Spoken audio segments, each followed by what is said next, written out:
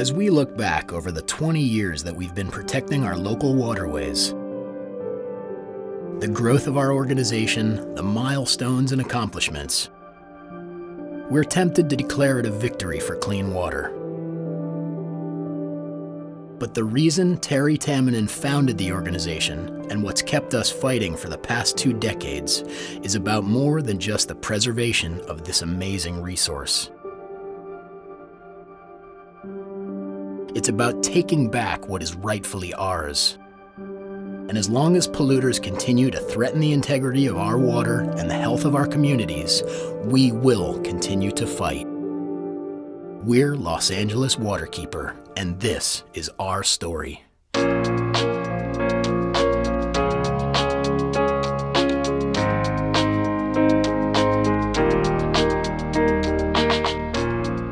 We are here as the voice for all of the people in Los Angeles who believe in clean water and need clean water. It's a very unique organization for LA County. I think we're the only ones that go after local polluters systematically. We are direct advocates for water quality. We aren't afraid to go out and enforce what we know are the regulations and what are meant to protect us. We work for swimmable, drinkable, and fishable water rights for everyone. LA Waterkeeper, then known as Santa Monica Baykeeper, was founded in 1993 by Terry Tamminen when aboard a houseboat in Marina del Rey, he and his team identified major sources of pollution to Santa Monica Bay, including polluted stormwater from Caltrans roadways and other sources. In 1994, the federal court entered an injunction requiring Caltrans to comply with the Clean Water Act, marking the beginning of a long history of legal victories for clean water in Los Angeles.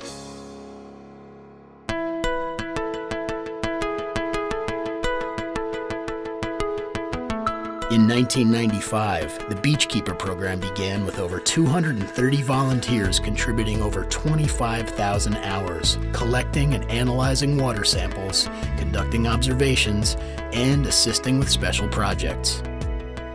So we are here at Ballona Creek. It's one of the largest watersheds in LA County. For Drain Watch, what we're going to do is go down to the creek edge where the water is mixing with Ballona Creek, and we're going to take a sample of this water. Here we go. In 1999, a major lawsuit was settled with the US EPA, establishing a schedule to develop and adopt water quality limits for dozens of LA and Ventura County impaired rivers, creeks, lakes, and coastal waters. And because of that, then they've been able to develop a total maximum daily load, a TMDL, for trash, which is an enforceable measure of trash then, which is actually set to 0. It has been decided that the acceptable level of trash in our waters, marine debris, is 0. I'm Michelle Tuzzi, New at 5. Environmentalists say they will file a lawsuit against Magic Mountain if the theme park doesn't significantly reduce pollution. Liz Crossan is the director of a Santa Monica-based environmental group. She provided these photos of the river that showed debris and trash that she says came directly from the park. We have a good indication that it's coming from Magic Mountain because the trash has their logo all over it. The environmental groups say they're giving the park 60 days to respond to the...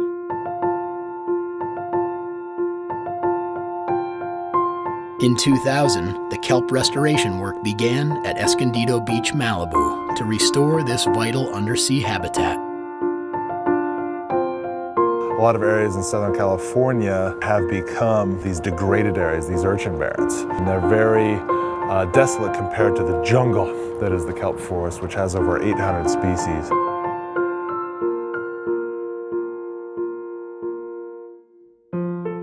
One staff member and a lot of volunteer scuba divers dive here, monitor the area, monitor control areas, and relocate purple sea urchins. And it works. It's worked in every single site we've done. I'm pretty proud of it. Stormwater, which which is the #1 source of pollution in LA, because every time, even though it doesn't rain very often, every time it does, millions of gallons of water pour through our streets and pick up all of those pollutants and end up in our rivers and at our beaches. And so we have been seeing, closed beaches due to bacteria, beach advisories, and there's been several studies that have been done that have shown that people are getting sick, and they have correlated the sickness with swimming or surfing near storm drains.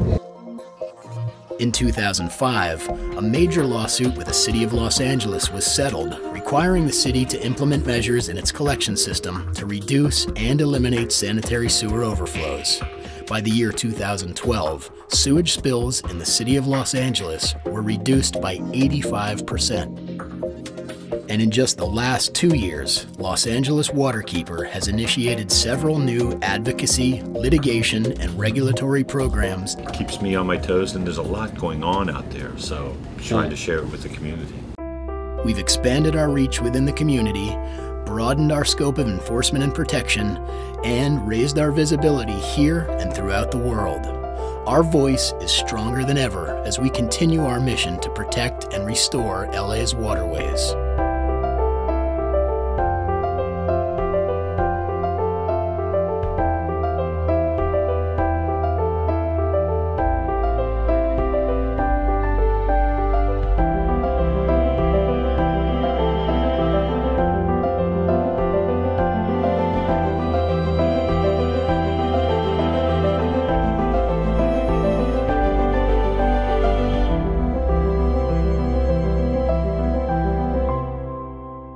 Which brings us to today and begs the question, where do we go from here?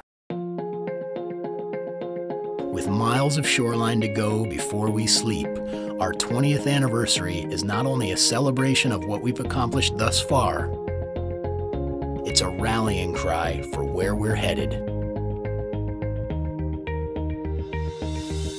And not just for our generation, but for the generations who will follow us and join us in our fight that began 20 years ago. We've had some great successes in 20 years, and I think that the water quality and the quality of the environment in LA really speaks to those successes. But there's a long way to go, and I think in 20 more years we will also be talking about some great successes and some great improvements.